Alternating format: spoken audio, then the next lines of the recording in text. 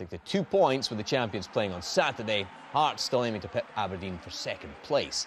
Commentary comes from Kerdin Idsan.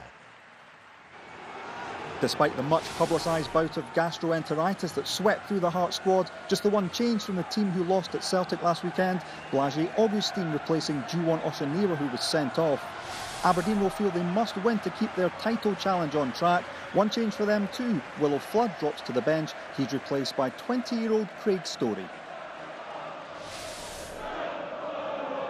Such an anticipated match with third hosting second, and some early trouble here for Aberdeen as Hearts come forward. And Sam Nicholson within a whisker of giving Hearts an early lead. Aberdeen's defence didn't deal particularly well with the danger here, but survived. Graham Shinnie might be in here. Great chances for Aberdeen. Shinnie's cross met by Church. 4 minutes in, and it's a dream start for the Dons. Simon Church with his 6th goal of the season. And what a precious one it could turn out to be in the context of the season.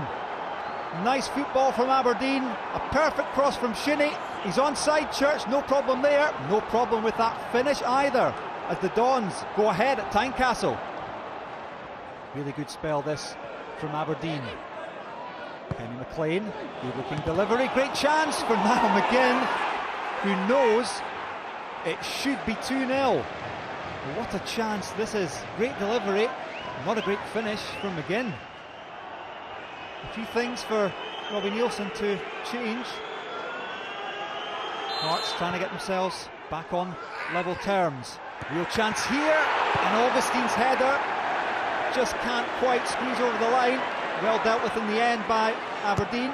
Still Nicholson delivers, and there Scott Brown underneath it. Well, really good pressure from Hearts. This was the initial chance. Good header back, and a real chance there for Augustin. Jamie Walker just about finds his feet. And again, Hearts will come forward looking for this equaliser. Ozturk with a shot, a chance here. Juanma equalises.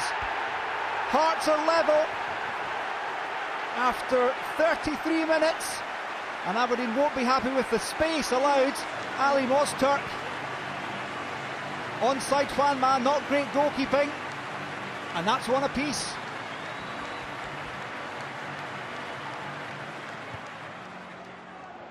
Corner, again a chance for Hearts. Aberdeen struggling to get the ball out of their own area at the moment.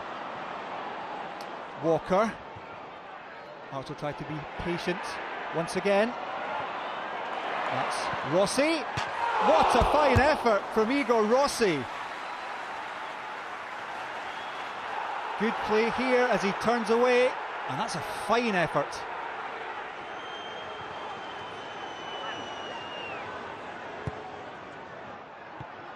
Some defending for Hearts to do here. Well, everyone switched off, the ball is still in play.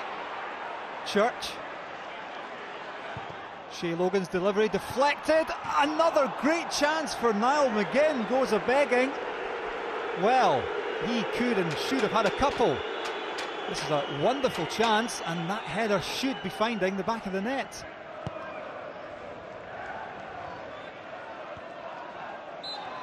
Ash Taylor is in a little bit of trouble there. The foul against him. He might require a little bit of treatment. Play goes on. Well, Aberdeen have just gifted that back to Hearts. Derek McKinnon is telling his team to concentrate. And here's why, as Hearts try to set Jamie Walker free. Great cross, great header, great goal for Hearts as they come from behind to take a 2-1 lead at an ecstatic Tynecastle. Well, Aberdeen will be furious with themselves. Poor defending, but nothing wrong with the header from Juanma. 2 in the game from him. Credit to Jamie Walker, brilliant cross. And Hearts are ahead. Willow Flood for Aberdeen again. McGinn is there. Well, on another night, Niall McGinn could have had a hat-trick. Hearts should be able to see this out now. The dying seconds. And there goes the final whistle. Derek McInnes, the Aberdeen manager, defeated. His title bid damaged now by a 2-1 defeat at Tynecastle. It's a huge result. If we didn't win today, it'd be over. You know, we'd be looking to try and consolidate third place, but getting a result gives us a chance to push on and try and catch Aberdeen, who, you know, having a great season. You know, if we can do that, it'd be great for us. But you know, they're still trying to catch Celtic, so they'll be still gunning hard to try and get that. Where do you think this leaves things now in terms of the title? No, I think that's gone for us now, I would imagine. You know, I think we've just got to make sure we strip it back now, get back to basics and see off the threat for Hearts first and foremost, and hopefully to do that we get back to winning games. But in terms of 5 games to go at this stage of the season, you know, Celtic can only absolutely throw it away, and I wouldn't expect them to now. So really damaging result for Aberdeen in terms of the title race. Michael, you were there on Friday night. Where did it go so wrong for Aberdeen after a great start?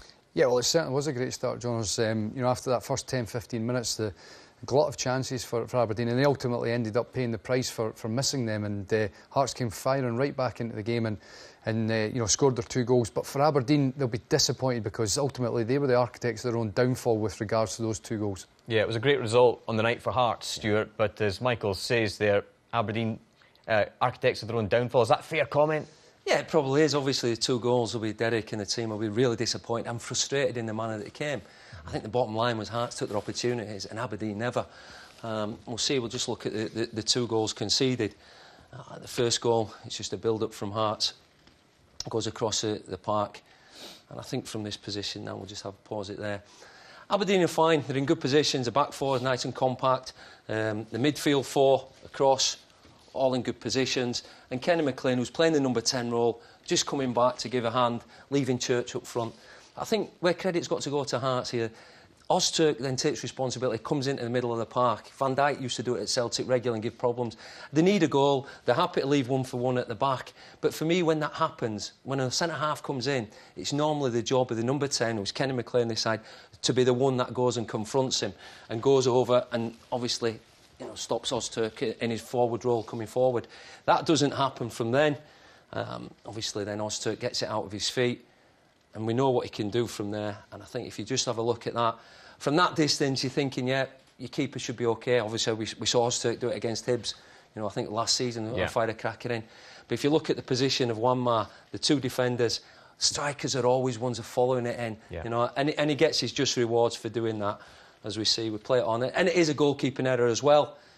So a couple of little mistakes in there which Aberdeen could do better, but take nothing away from Hearts. Ozturk stepping in, and obviously Wanma being on his toes to follow up. And suddenly at this point, Michael, Tynecastle's absolutely rocking, isn't it? Yeah, it certainly was. You know, Hearts definitely got the impetus after that goal, and they carried it right through into the second half as well. In terms of the second Hearts goal, Stuart, how disappointed should Aberdeen be defensively again? Well, hugely. I think it's a little bit unfortunate in the manner as well.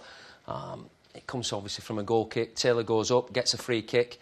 But Aberdeen at this stage are 1-1. They want to go and win the game. Kenny McLean doesn't see what's happening here with Taylor. He goes and gets on the ball. He sees Logan making a run, and maybe a better pass. He gets in behind. But from then on, that's when the problems start. Hearts go over and take, you know, the situation by the hand. But you see, when this was all taking place, it's not so much the free kick. You know, it's well intentioned that goes out of play. Yeah. It's the reaction after it. He drifts into a midfield area. Instead, he's got to be more aware that the guys at the back are exposed. And if he holds his position in the back line and waits for his teammates to get back into position, they wouldn't have been so exposed. And Shinnie as well, he only went over to start stretching Taylor when the ball had gone out of play. All of a sudden, Hearts are in possession. Yeah. He's got to realise, you know, leave his man, get back into position, and again, help the guys out at the back, because at the moment, they were really exposed, and they paid the price for that. Sure. Well, that's right, because normally, if you look at it, Ash Taylor would be there in his right-hand side centre-half role, covering there. Every time Hearts have a throw-in, and Graham Shinnie would be on the cover there. Yeah. And they'd be happy with that. But because of this unfortunate situation, it's not been the case, which lends to a big hole in behind Willow Flood there, which Walker's got the intelligence to see and makes a run into, as we see, play it on. It's a good ball by Boabin into the space, a good run by Walker. Reynolds has now then got a decision whether to go and try to cut it out and leave Wanmar, which he does. Once Mark makes that decision to go there, he's got to stop that cross coming in, because Wanmar will put it in. But I've got to say, Walker and Wanmar, you know, who constructed that goal together, I thought second half were a really good combination. So great result for Hearts.